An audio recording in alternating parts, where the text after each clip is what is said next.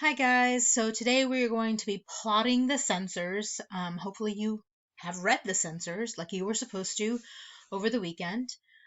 Basically here is your close reading practice that you'll be working on, and we're going to work together to plot at least the exposition and the inciting incident for the censors. So if we look closely, your directions say to use the close reading practice to annotate the plot and characters. That means I want to see some annotations happening within the text. For plot, you will label the sections of the plot, exposition, rising action, climax, etc., and summarize what happens in each section. I'm going to show you what that looks like. For characterization, you want to label the pieces of steel that characterize Juan, and I will show you what that looks like. As a bonus, this is for extra credit, of course, you would want to characterize the censor secret command, which we will see in the text, and that's just kind of an extra. I would highlight and then maybe make a comment to the side.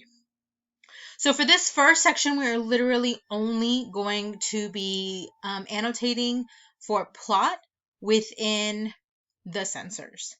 So the sections of plot we've already discussed. We have exposition. Within the exposition, we have setting, characters, and what is happening, right? And then after that leads into the beginning part of our rising action, or the inciting incident, which will lead us into our rising action. So if we look at our directions, again, for plot, label each section of the plot, exposition, inciting incident, rising action, climax, etc. Then summarize what happens in each section. There should be multiple sentences for rising action. So when you get to rising action, I expect multiple pieces of what's going on, because you're essentially summarizing all the pieces in rising action. All right, so let's get started. Our exposition is the beginning, right? So setting, we need to figure out where this takes place.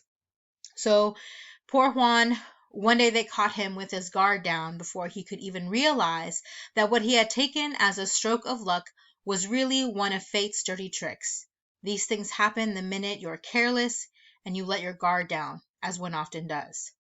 Juancito let happiness, a feeling you can't trust, get the better of him when he received from a confidential source Mariana's new address in Paris, and he knew that she hadn't forgotten him. Without thinking twice, he sat down at his table and wrote her a letter. The letter that keeps his mind off his job during the day and won't let him sleep at night. What had he scrawled? What had he put on that sheet of paper he sent to Mariana? So far, I don't really see much setting in here just yet. I can make an assumption, right? He sat down at his table and wrote a letter. This I'm going to highlight. Let's do yellow, because why not? And I would say this kind of makes me infer that we are in Juan's house. Now, I'm sure there are more settings, so I'm going to put a semicolon there so that I know, okay, I'm probably going to list a few more things. When we go to the second paragraph, Juan knows there won't be a problem with the letter's contents. That's irreproachable, harmless. But what about the rest? He knows that they examine, sniff, feel, and read between the lines of each and every letter, and check its tiniest comma and most accidental stain. He knows that all letters pass from hand to hand and go through all sorts of tests in the huge censorship offices, and that, in the end, very few continue on their way. Usually it takes months, even years, if there aren't any snags. All this time, the freedom, maybe even the life, of both sender and receiver is in jeopardy. And that's why Juan's so down in the dumps, thinking that something might happen to Mariana because of his letters. Of all people, Mariana, who must finally feel safe there, where she always dreamed she'd live. But he knows that the Censor's secret command operates all over the world and cashes in on the discount in air rates. There's nothing to stop them from going as far as the hidden Paris neighborhood, kidnapping Mariana, and returning to their cozy home, certain of having fulfilled their noble mission. Now, Paragraph 2, again, doesn't really give me much information except for, where is it? Here. Censorship offices, right? So again, I'm highlighting all the settings in yellow. So our censorship office, stop that, is government run, right? So government censorship office says multiple. And then just to let you guys know, this does take place in Argentina, which is where the author is from, and she is kind of reflecting upon how things are going there. So this takes place in Argentina, just so you know. And so I'm going to add that there for setting as an extra thing. So again, we were able to pull, he sat down on his table and wrote her a letter, and censorship offices to kind of give us some idea of where the setting is for the story so far. Now, for characters, we have Juan, we've already met, right? And he is our protagonist because if we remember, our main character and the story, sorry, our main character of the story is usually called our protagonist. So Juan is our protagonist. The only other character that I can really think of are the censors. Or they, as they are called, antagonist, as they are called within the story, right? Because one day they caught him with his guard down. So I'm going to go ahead and put them in red because red is bad. They're not bad. They're not good people. So I'm going to highlight they in red, right? So the censors are our antagonists. So now what is happening? So far, we have to kind of understand what is happening within our setting so that we have an idea of what is starting the story so that we can be engaged as a reader. So basic things, right? We start off with Juancito, right? He's not trusting his feeling of happiness. He received, so what's happening? So I would say Mariana's letter brings happiness.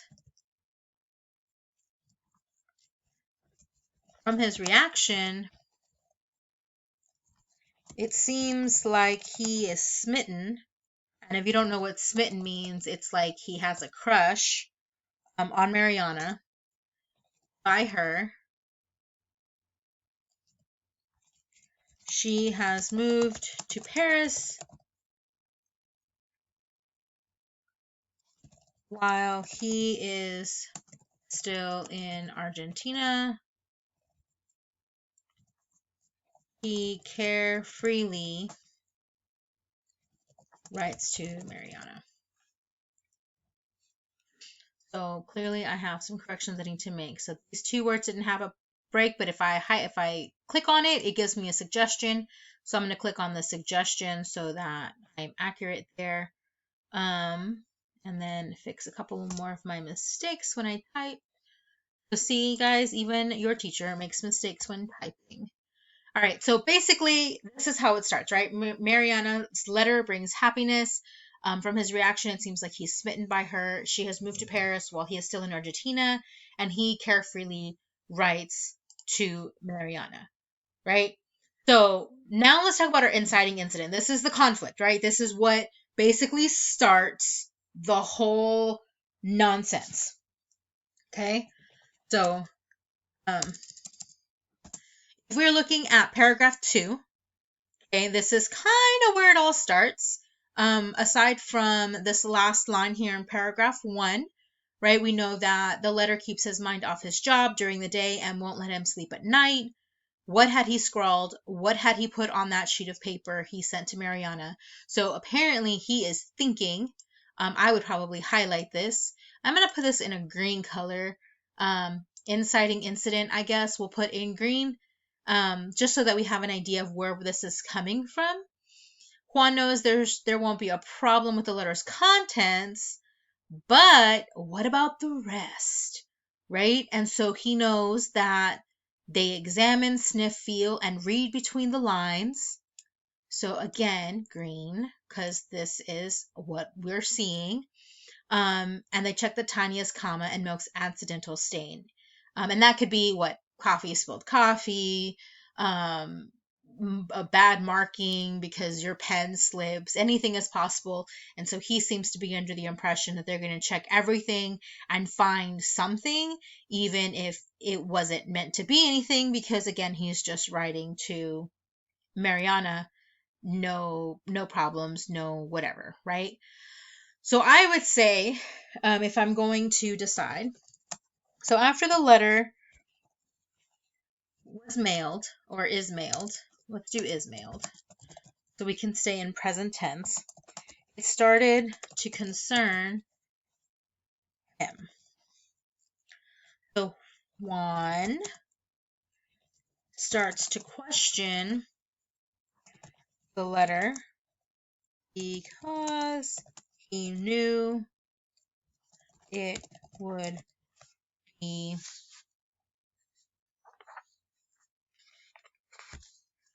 censored. Ah!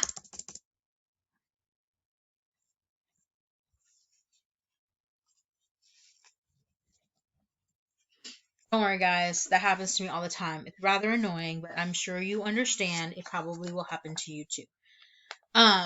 So yeah, so the inciting incident is basically that he's starting to be concerned about his letter. He starts to question the letter because he knew it would be censored. Again, because they examine, sniff, and everything. They're literally trying to find any possible reason to not mail the letter. They want to make sure that no one is saying anything bad about them. Now, I haven't really highlighted that much, but I just got this from my introduction and I still got plenty of information, even though I only highlighted a couple of things because I was looking for these specific things. Now, your job is to now go through the rest of this text. It's only 12 paragraphs, and we've basically been through paragraphs 1 and 2, so you've got 10 more to go. And start annotating for rising action. All right. So now remember, the rising action is all the events that lead to the climax. So I would say as you're going through, maybe it would help you if you kind of grouped each of the paragraphs so that you're looking to see if there is information that can go together with the two paragraphs to summarize. Okay. And it's going to make it a lot easier and a lot less, I don't know, I guess stressful for you if you do it that way. So I'm going to leave you now so that we can move on and think about characterization.